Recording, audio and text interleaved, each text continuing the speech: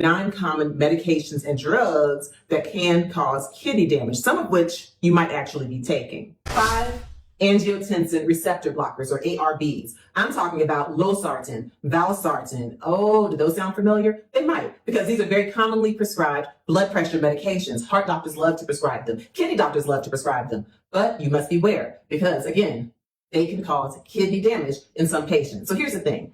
Some of you may have been prescribed an ACE inhibitor in the past. We already talked about those, like the lisinopril, but you may have developed a cough, okay? A really bad, annoying cough. So your doctor said, oh, you can't take the ACE inhibitor, take this ARB. So now they've prescribed you losartan, the cough is gone, you think everything is great. However, if you're someone who already has advanced kidney disease, or if you have a low blood volume and you're dehydrated, then it's possible that the ARBs can actually hasten the progression of your kidney disease. In other words, they can take kidneys that are already vulnerable and make them much worse, and even send you into kidney failure. So if you're taking an angiotensin receptor blocker, an ARB, like losartan or valsartan, talk to your doctor, because in some cases, if your kidneys are vulnerable, it could cause you to have kidney failure.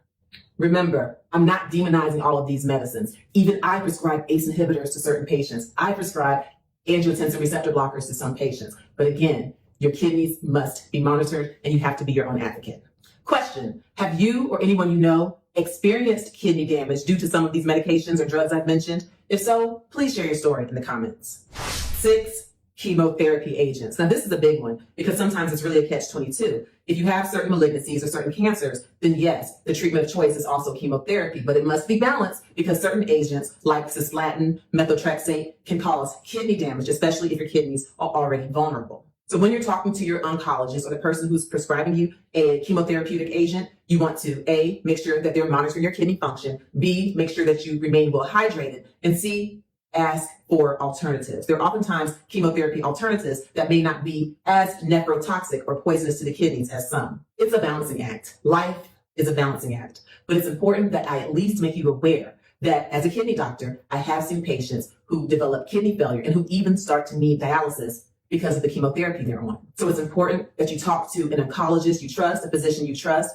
find out all of the pros and cons of whatever chemotherapy you're on, find out if it's possible that it can cause kidney damage, and make sure that you're taking a chemotherapy or whatever treatment for your cancer where the benefits outweigh the risks. Because yes, some chemotherapy can lead to kidney damage. 7, imaging contrast dyes. Ooh, I can't tell you how many times I've been a physician in the hospital and I've been called to see a patient for a nephrology consult because they got contrast nephropathy. In other words, they've gone to get an imaging study like a CT scan with contrast, and they developed kidney failure as a result. I've had to put patients on dialysis. Now, granted, most patients who get these CT scans, even with the IV contrast, most do fine. But again, there is a such thing as nephrotoxicity or poison to the kidneys caused by these IV iodine contrast dyes. Now, it's important to know if you're at risk. If you have perfectly healthy kidneys and you're very hydrated, then chances are you'll do pretty well with the IV contrast. And the radiology team, the radiologists, they actually do look at your kidney function before you're getting IV contrast. But as always, you want to be your own advocate and know your own kidney function so you can ask the right questions. If you're someone who has chronic kidney disease like CKD3, CKD4,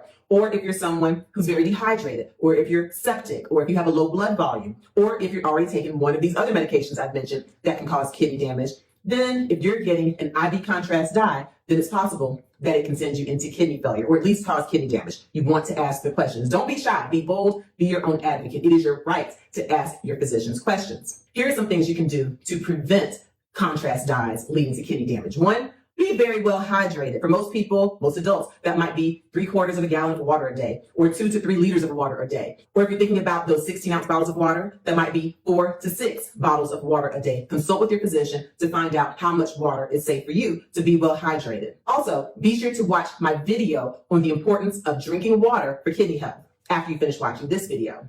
Also, if you know that you really have to have the study, or your doctor feels very strongly that the study with contrast is going to help your health or to help to make a proper diagnosis, then ask about receiving IV hydration, okay? Getting IV fluids through your vein intravenously. Getting the IV fluids before you receive the dye and after you receive the dye can oftentimes help to prevent contrast nephropathy, that kidney damage from the dye. In some cases, if you already have advanced kidney disease, but it really is imperative that you have the contrast dye, it's really important that your doctor uses that dye, then in some cases, and I've done this before, you may actually have to have a temporary or transient dialysis just to quickly get the dye out of your system. And in many cases, in most cases, when I've had to do that, the patients don't require long-term dialysis right away. The point is, again, you always want to arm yourself with knowledge. And that's the purpose of me sharing this information with you, so you can have these candid conversations. Because yes, IV contrast dye can lead to kidney damage. Oh, yes, there are alternatives. You want to ask, do I have to have contrast, or can I have a CT scan without contrast? Do I have to have contrast, or can we do something like an ultrasound, or can we do an MRI where that gadolinium can cause a different kind of a risk, in some cases a lower risk? Ask for the alternatives in imaging, okay? If it's suspected that you have a PE or pulmonary embolism, perhaps you can get a VQ scan instead of having contrast dye. Be your own advocate, talk to your physicians. 8, certain mood stabilizers can cause kidney damage. I can tell you this right now, as a kidney doctor, I have seen this time and time again throughout my career. So what do I mean by mood stabilizers? Well, patients with certain mental conditions, such as bipolar disorder, may need mood stabilizers, right? To help to balance them out, to keep them from being manic and to keep them from being super depressed, right? One of these mood stabilizers is lithium. And I have patients where lithium works really, really well for them to have a good quality of life and not to have these manic episodes or major depressive episodes. It helps to stabilize the mood. Well, one of the negative things about lithium is that it can cause kidney disease. It can cause thyroid disease in some patients as well. So it's important that the dose is monitored. And if you're a patient who's taking it, if you have a loved one who's taking the lithium, you want to make sure that that kidney function is measured on a regular basis. Don't just be on the lithium and have your psychiatrist to keep increasing the dose without checking that BUN, that creatinine, the EGFR. What are the alternatives? Well, this is what I do with my patients. Sometimes if they're on lithium and it's starting to cause kidney disease, the first thing I'll do is find out from the mental health care provider, the psychiatrist, if there is an alternative, because lithium is not the only mood stabilizer. And oftentimes when my patients have kidney disease from lithium, we really can find other mood stabilizers that are not harmful to the kidneys. So that's a pretty good solution.